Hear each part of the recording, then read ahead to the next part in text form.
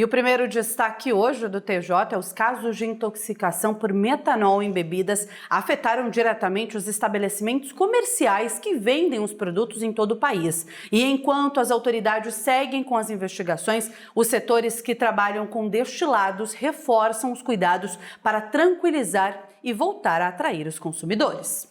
Visivelmente imperceptível, não identificável pelo sabor. Um gole que pode ser fatal. Segundo o Ministério da Saúde, o Brasil registrou mais de 200 notificações de possíveis intoxicações por metanol.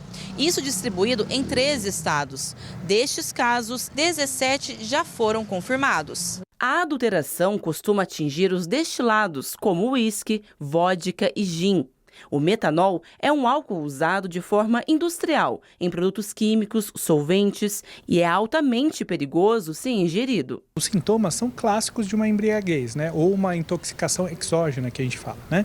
Então, o paciente geralmente vai ter náuseas, vômitos, né? Ele pode ter dor abdominal, dor de cabeça, inclusive ele pode ter complicações da visão, uma visão turva, e isso realmente caracteriza então esse momento de embriaguez ou essa intoxicação exógena. Nesse sentido, o paciente que tiver agravado esses sintomas, não simplesmente uma ressaca do dia pós-bebida, né? Então, se ele tiver principalmente algo muito acentuado, procurar uma unidade de pronto atendimento, né? Para daí sim ter uma avaliação adequada por um profissional, e esse profissional vai até pedir exames complementares para ver a acidose metabólica, a gasometria, para ver se realmente o componente dessa intoxicação pode levar a algumas complicações, como o metanol. A confirmação de mortes acende um alerta maior para as orientações, como destaca a Associação Brasileira de Bares e Restaurantes. Esses últimos dias foram muito delicados para o setor de bares e restaurantes. Havia uma expectativa, né, de que pudéssemos estar convivendo com uma contaminação em grande escala de bebidas com metanol. A grande notícia positiva que nos acomodou mais foi que nós não tivemos, depois do escrutínio de toda a sociedade, polícias, vigilância sanitária, imprensa e consumidores, nós não tivemos uma única garrafa de bebidas encontradas dentro de um bar e restaurante contaminado. E também as duas ocorrências que temos de morte, que lamentamos inclusive, nenhuma delas foram associadas de maneira comprovada a um estabelecimento do setor. Isso demonstrou para nós e para a sociedade que consumir em bares e restaurantes é sim seguro.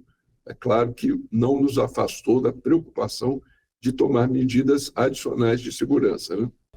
E quais seriam essas medidas adicionais também, né, que foram adotadas? Nós temos, por exemplo, a primeira coisa, buscar fornecedores confiáveis, comprar ou da indústria que produz ou de distribuidores que já tenham reputação. Nunca comprar sem nota fiscal. O bandido que falsifica, ele quer lucro fácil, ele não quer pagar imposto. Claro que isso não garante a procedência, mas reduz muito o risco de estarmos falando de um produto inadequado. E também muito eficiente, tanto para o consumidor quanto para o dono de bar e restaurante, é olhar o preço. Aquela bebida que você está acostumado a pagar um valor determinado, se ela estiver 30%, 40% mais barato, desconfie. Eu recomendaria não comprar. Existe também um lacrezinho muito importante sobre a cabeça da bebida, ali na tampinha. Ele é oferecido pela Receita Federal e produzido pela Casa da Moeda, a mesma instituição que faz a nota que a gente usa como dinheiro. Ou seja, muito difícil de falsificar. Para Gustavo, que trabalha com drinks para festas e eventos, o atual cenário impactou no consumo dos clientes, uma redução de 70%. Hoje, a maioria dos problemas que a gente identifica é a falta de informação mesmo, né? A população fica insegura por não saber de onde vem, né? Por não saber aonde está acontecendo os casos e tal. Então, acaba que respinga assim. Tivemos, né, perda de contratos, infelizmente, mas a maioria a gente conseguiu contornar, né, oferecendo outros tipos de serviço, como serviço totalmente sem álcool, né, apresentando a mesma qualidade de atendimento, de entretenimento, que é o foco principal da empresa hoje, né, não só de bebidas, e tentar contornar essa situação. A empresa adotou novos hábitos para reforçar a segurança aos clientes. A vistoria nas bebidas que a gente compra e garantir essa qualidade. Isso sempre foi uma prática da empresa. Porém, a gente teve que Agora, excepcionalmente agora, né, a gente criou o hábito de filmar todas as bebidas, todos os lotes, né, que a gente compra, né, para bater junto com a nota fiscal que a gente sempre guardou, sempre tivemos, né, esse cuidado de guardar. Jacareí, no Vale do Paraíba, é uma das cidades do estado de São Paulo que segue com o caso em investigação. Na sexta-feira deu entrada na nossa unidade de pronto atendimento um jovem de 26 anos, morador do Jardim Bela Vista, que teve sim esses sintomas e principalmente se agravou, confirmado a partir dos exames clínicos, e aí ele foi rapidamente transferido para a Santa Casa, ficou internado na UTI. A gente até solicitou o antídoto, né, para a conduta clínica, não precisou fazer o uso, e hoje, na segunda-feira, aliás foi ontem, né, ele teve uma melhora significativa, teve alta da UTI e foi para a enfermaria. Da enfermaria, então, ele foi para casa. Com o registro, a fiscalização foi intensificada no município. Esse jovem consumiu a bebida num local que a gente fez uma ação e apreendemos alguns materiais suspeitos que foram levados para análise. A gente vem há muito tempo, né, denunciando o mercado de falsificação no Brasil. A gente sempre pressiona as autoridades, infelizmente nós somos lenientes, né? Você imagina agora, em 24 horas, o poder público aí em São Paulo achou uma fábrica falsificando bebidas. Ora, será que não tínhamos essa informação antes? O Brasil precisa ser mais tempestivo. As nossas autoridades precisam ser mais firmes. A gente não pode esperar uma crise ou um risco dela para atuar. De acordo com a análise da Varejo 360, em notas fiscais de mais de 33 mil consumidores no estado de São Paulo, desde adegas de pequeno porte a grandes varejistas, a vodka foi o item que sofreu a maior queda nas vendas, 45%. Mas esse empório em Taubaté, no interior paulista, que tem como foco os vinhos e espumantes, também sentiu o impacto. O reflexo é instantâneo. Conforme as notícias se espalham, a gente já constata a perda de vendas, a queda abrupta, tanto que no final de semana a venda de destilados foi de 0 garrafas. O cidadão precisa saber discernir qual é a bebida que representa riscos e a bebida que não representa. Que Empório, por exemplo, estamos no mercado há mais de 2 décadas. Então, para nós, comprar bebidas de procedência, vender bebidas de procedência é prerrogativa, né? O cidadão brasileiro precisa buscar por bons representantes, por bons lojistas, bons fornecedores, para que, obviamente, nós não tenhamos problemas de saúde. Bem, ainda falando desse assunto, como funciona o antídoto contra o metanol? Bem, para explicar o que a população precisa saber para se proteger, a gente conversa agora com a repórter Gabriele Dutra, que tem mais informações para a gente. Gabi, boa tarde para você, bem-vinda ao TJ Aparecida, tudo bem? Olá, Eduardo, tudo certo? Boa tarde, Rayane, e a você que acompanha o TJ Aparecida. É isso mesmo. Como nós acabamos de assistir na reportagem da Rafaela Lourenço, o metanol ele é utilizado pela indústria em solventes e outros produtos químicos, mas quando ingerido é altamente perigoso. E diante desse grande número de casos no país, muito se tem falado sobre um antídoto para neutralizar os efeitos do metanol. E quem vai conversar com a gente um pouco mais sobre este assunto é a professora Ana Lúcia, ela que é pesquisadora em biocombustíveis e também resíduos sólidos da USP de Lorena. Boa tarde, professora Ana Lúcia, muito obrigada por sua participação aqui no TJ Aparecida.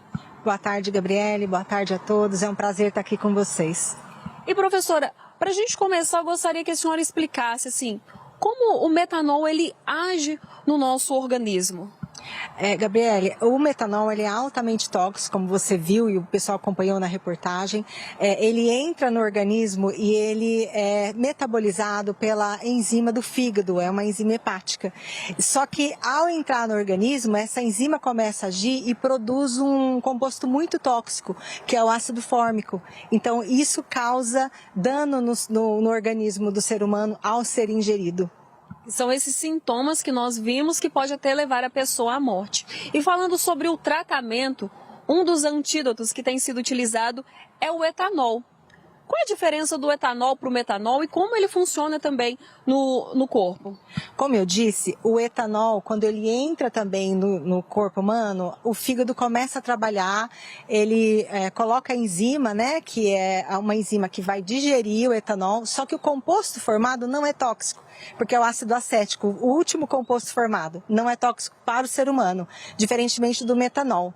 Então, por que ele funciona como antídoto? Porque ele vai competir justamente com essa enzima. Então, ao invés da enzima se ligar no metanol para poder formar os metabólitos que são tóxicos, ela vai se ligar no etanol. Então, ela vai conseguir produzir um metabólito que não é tóxico. Então, por competição, ela prefere de 10 a 20 vezes mais afinidade com o etanol do que com o metanol. E o etanol, ele está presente nas bebidas. E nesse caso, né, a pessoa pode ingerir o etanol, tem que procurar orientação médica. Qual é o conselho que a senhora dá? O conselho é correr imediatamente para o hospital, porque veja, não é você ingerir etanol, existe a necessidade de controlar a quantidade do etanol. Então, os médicos, eles vão aferir a situação do paciente, eu não sou médica, mas assim, ele vai dizer qual a quantidade certa. Então, é o etanol farmacêutico que vai ser administrado na pessoa que está com essa toxicidade elevada ou não, é o médico que vai dizer. Então é importante, né, a gente esclarecer para a população que não é qualquer tipo de etanol e é um procedimento que precisa ser feito com a ajuda médica, né, com os cuidados médicos. E outro antídoto que tem sido também falado é o Fomepizol, que é considerado um dos mais potentes para neutralizar os efeitos do metanol e há uma previsão também de que o Ministério da Saúde traga esse antídoto aqui para o Brasil. Gostaria que a senhora falasse um pouquinho sobre ele também. Então, os dois antídotos que são utilizados internacionalmente é o etanol. No caso do Brasil, é o mais usado por questões óbvias, né? A gente é o maior produtor. Mas o Fomepizol, ele também é utilizado, só que ele age como? Ele inibe a enzima hepática, diferentemente do etanol. O etanol vai competir pelo metanol. Então, ele vai competir, vai se ligar melhor ao etanol do que o metanol, impedindo a formação de compostos metabólicos tóxicos. Agora, o Fomepizol, ele é muito bom.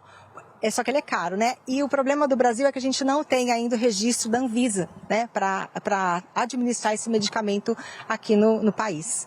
Tá certo, professora Ana Lúcia, muito obrigada pelas informações, por levar nessas dicas valiosas para quem está nos assistindo. A gente sabe que esse caso do metanol nas bebidas tem acendido o alerta de toda a população. Muito obrigada. De nada, obrigada eu. Muito obrigada a todos, boa tarde. Boa tarde para a senhora também. E Eduardo e Rayane, eu volto com vocês aí do estúdio, mas daqui a pouco eu trago mais informações para vocês.